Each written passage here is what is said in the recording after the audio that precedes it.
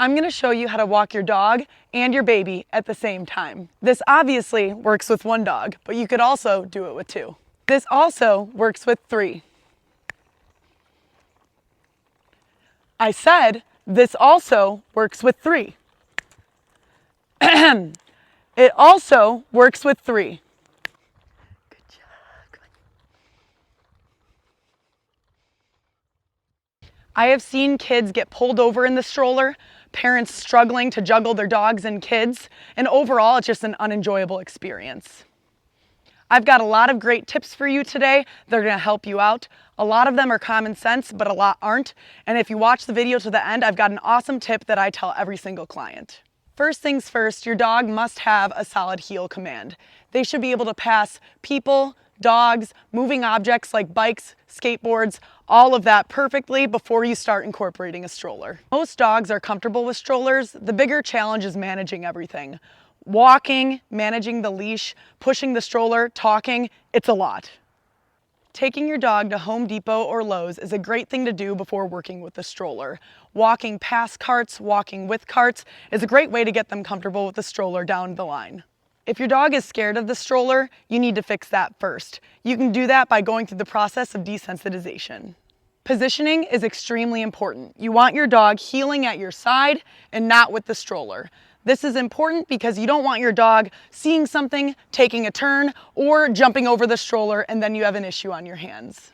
So you want to start with having one hand on the stroller if possible, while having your left hand on the leash for directional tugs.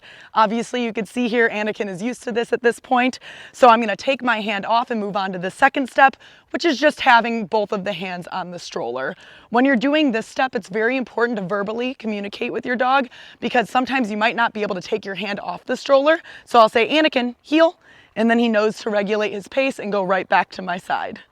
We recommend using an over-the-shoulder leash. As you can see, it wraps around my body. It also makes me have a hands-free walk, and he stays right at my side without me having to do anything.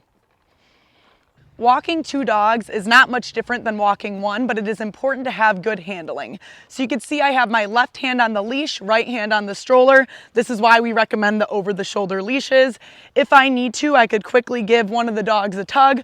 Right now, they're honestly doing really awesome. If I needed to tug the dog on the outside, I could let go of Anakin's leash. So here's actually a perfect example. Good girl. I gave her a nice little correction, and now she's moving on. Heel. Let's do a turn because you're sneaking ahead. Good job, guys. This way.